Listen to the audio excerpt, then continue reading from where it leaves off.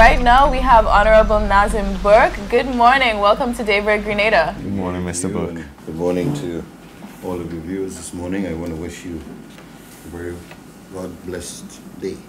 All right. All goes well for you. Thank you. Thank you. Much. All right. So the budget, it happened on Friday. How was it preparing this very long document and presenting it? Preparing this budget was particularly difficult because, as you know, we are in the midst of an economic recession and resources are scarce. The demands are many. There's a great demand for meeting all the ongoing expenses. You know, the hospitals has to continue to function, the schools have to continue to function, and all of the ministries, people have to get paid, of course. So all of the ministries and departments have burning needs to meet their day-to-day expenses. But aside from these, what we call recurrent expenses, you have the challenge of trying to get the economy moving, trying to get the economy growing, doing things and investing resources in those things that will create jobs, in those things that will expand the size of the economy so that more people can have more, which is essentially what growth is about. So this is always true, but in this particular situation, I think because of the unemployment situation, because of the burning desire by government to ensure that we get capital projects moving, balancing between recurrent and capital needs, and even allocating as between capital needs was itself a very challenging assignment. So it was challenging, but I would say that it was exciting. Yeah. Well, like really exciting part. What would you say are the major features in the budget that are aimed at stimulating that growth, transforming the economy, as you said? Well, you may be already aware that we have identified those 5 sectors of the economy that we consider to be the growth pillars of the economy. We have done so after a lot of deliberation because we came into government realizing that for many years, and I'm not blaming any one government, but for many years we have been doing essentially the same thing over and over and over again, year after year. And I think it is a basic principle that if you continue to do the same thing in the same old way, you can't expect different results. We felt that we were in a vicious cycle in which every year you collect some revenues, they can't meet your expenses, you can't grow the economy. Much of what you pay, the bulk of what you collect by way of revenues must go either to pay national debt or to pay salaries for workers. When you do that, you find that over 80 cents of every dollar that you collect is either paying salaries or paying debts. But you want to grow the economy, you want to create jobs. And if you have 80 cents of every dollar being used just to pay your debts and your salaries, you can't spend monies on building hospitals or building roads or building tourism plants or anything like that. So we wanted to change that. And so we asked ourselves the question, which are those sectors in the economy that have the greatest potential to create sustained economic growth for us? And we identified 5 of those. The first was education, health, and wellness services, a cluster of services around education, health, and wellness. The second was tourism and hospitality services. And the third was agribusiness. The fourth was energy development, and the 5th was ICT. In the case of the health and wellness area, we felt that the presence of St. George's University here in Grenada can serve as a nucleus around which a cluster of other related services can be built. For example, at this moment there are expressions of interest by somebody to establish here a clinic for plastic surgery, cosmetic surgery. There's an expression of interest with respect to the establishment of a fertility clinic. There's somebody who has said, we are willing to come in and set up a clinic that will do elective surgery. That is to say, persons who may be needing hip replacement or some other related, but elective type surgery can come in here. Yes, non-emergency type services, that's right.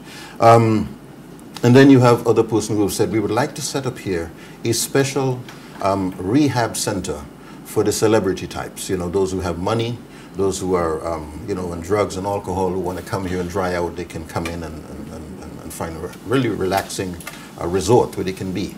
all of these are specialty services that can be built around the presence of the university, which, by the way, after 30 years of operation, now has over 10,000 alumni, 10,000 persons who become doctors here, who have a connection to Grenada, who love Grenada for the most part because they've had good experiences here, and who would be prepared to come in and do something in Grenada. So we believe that to take advantage of that opportunity and to leverage that opportunity, we must build here a first-rate hospital. And that is one of the things that the government is doing right now, the development of a public hospital with teaching facilities at which the students at St. George's University who are becoming doctors will get their training there, but will do their rotations there. But in addition to that, doctors will do graduate studies there. So it is an essential facility and a necessary component of this thrust that we have for the development of the health, education, and wellness area. In the case of tourism and hospitality as well, you know, we've identified that tourism is already regarded as and is already contributing significantly to the economy. But we don't have sufficient hotel plant. We don't have good hotels. We don't have enough rooms, quality room hotels, as in Barbados or Antigua or some other country. And we believe that time must be spent and resources must be spent and effort must be put by the government into ensuring that you have hotels. So we have determined that it is extremely important to support all those developers who have been trying for the longest while to get the plants going. I think you know that at the time of the economic, at the onset of the economic crisis, there were about 8 different projects that were about to be started and that fell by the wayside. The total amount of investments in these 8 plants would have been about $700 million US. They all collapsed essentially.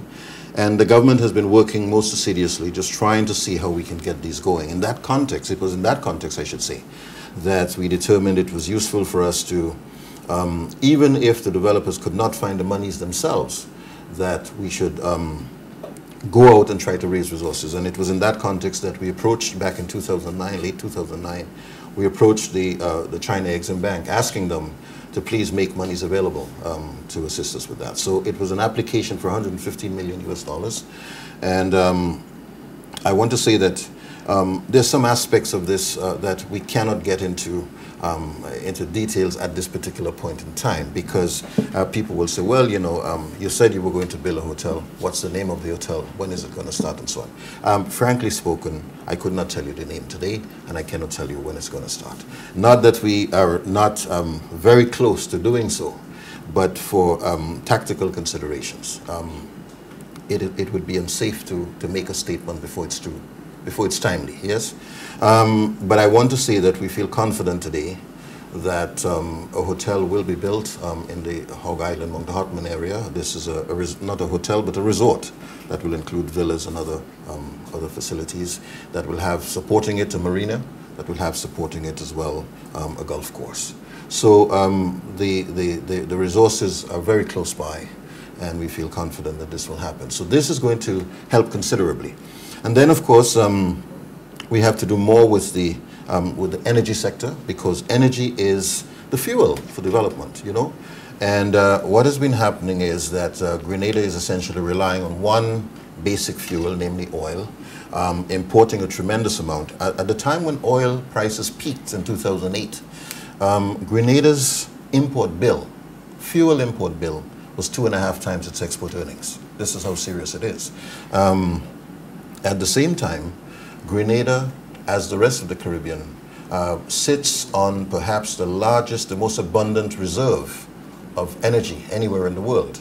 We have here solar energy, we have wind energy, we have geothermal energy, we have tidal energy, we have, you know, all the renewable sources that we can think about, and yet we're spending so much money on energy. So what we want to do essentially is to focus on the development of our energy so that we can have cheap energy to fuel development and to pay for development. In that regard, we're working on geothermal development, we're working on wind development, we're working on solar development, we're working on waste-to-energy plant.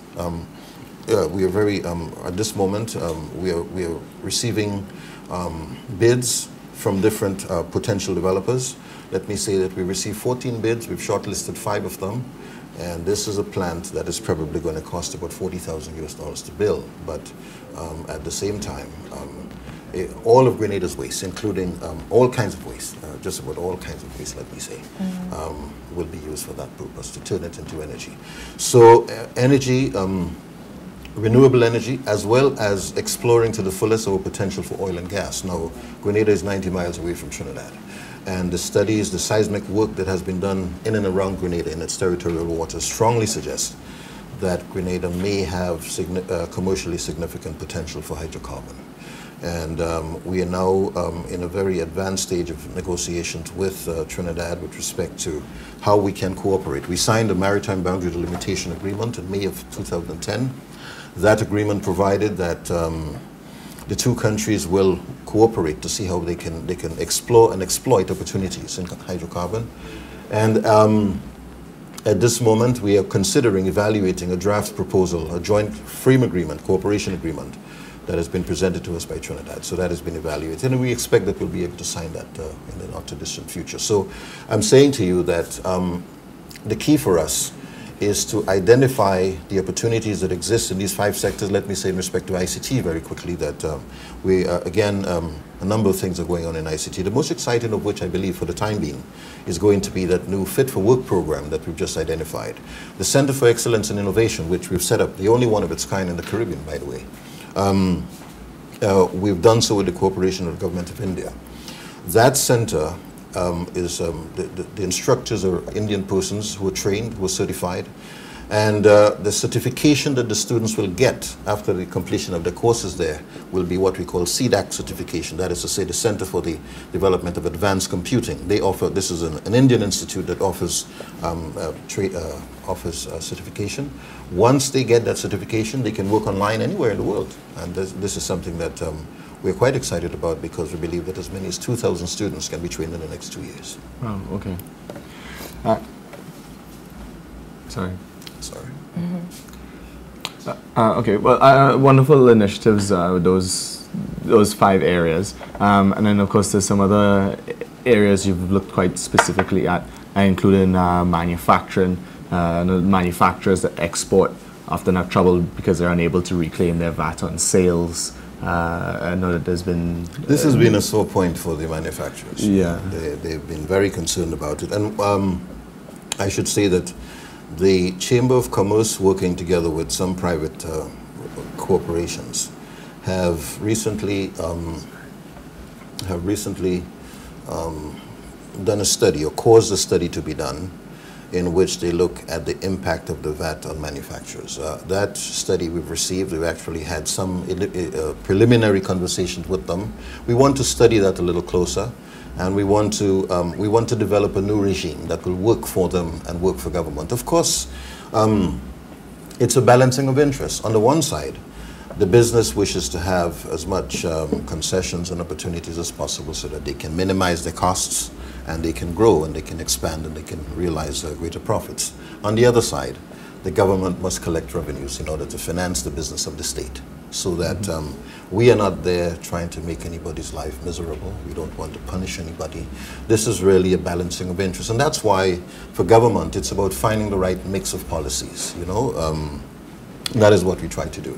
So we are going to continue to engage the manufacturers. We will leave in place until September the existing regime, while we work together with them to try and ensure that we can find a system, a regime that will work. But we made the point, and we must insist, I think, on this, that we must incentivize exporters. You see, as I said in the presentation I made, Grenada imports about $914 million worth of goods every year, and we export $84 million worth of goods every year. In other words, our exports are not even 1/10 of our imports. And of course, to import goods, you have to find foreign exchange. All right, you have to find foreign monies to buy it, the US dollars and elsewhere, and we don't have it. So we need to generate exports. We need to expand our potential, and we need to look at those areas where we have some kind of competitive advantage or comparative advantage. Now, not very many countries can sell nutmeg-related products to the rest of the world. If we decide we're selling water, then we have perhaps 100 countries to compete with. If we decide we're making computers, perhaps we have 90 countries to compete with. If we decide we're making nutmeg products, then we have 2 or 3 countries to compete with. So it's about identifying those niches where you have the greatest potential and pursuing them as vigorously as possible. And reaching out for the export market. This is a global economy. You can't just think about what you sell at home. You're not going to get rich by selling at home. It's you know, this is a market of 103,000 people. And in order to make money, you have to be selling to the rest of the world. Samsung in South Korea is selling to everybody, from Burma to Grenada, from Thailand to Trinidad. They're selling everywhere. And that's what we have to do as a small country. Find a niche and reach out on the international market. Right. Now, a proposal was sent to Taiwan on which we're waiting a response from. You described the situation as being fluid. So what exactly do you mean by fluid? I mean fluid in the sense that ultimately what happens depends on the kind of response that you get from Taiwan. This is a case in which a judgment has been obtained. So it has the effect of a court order saying, please pay to Taiwan $30 million. So there is no if and but, it has to be paid. And there is no provision in the order saying you have 9 months or a year to pay it. It means pay it now. You can't pay it now because you don't have the resources. And Taiwan can insist that you pay it now. And if they insist that you pay it now and you can't pay it now, they can look for ways and means to try to make your life miserable. That's exactly what they've been doing. Of course, this is not just a commercial problem, it's a political problem. It's a political problem because, as you know, our relationship with Taiwan was broken up in very unceremonious circumstances. And of course, they're very bitter. As it is, they come from a culture where they do not want to lose face, they do not want to be made to put to shame. They are very hurt by what has happened, they're very embarrassed by what has happened, and so to some extent we understand the reaction. We are not responsible for what happened today, but we're government, and government is continuous. That's why I said it's a national problem that requires a national solution, and at this moment we must find a way to solve the problem. Now, it is fluid because unless we get their cooperation, the problem will not be solved.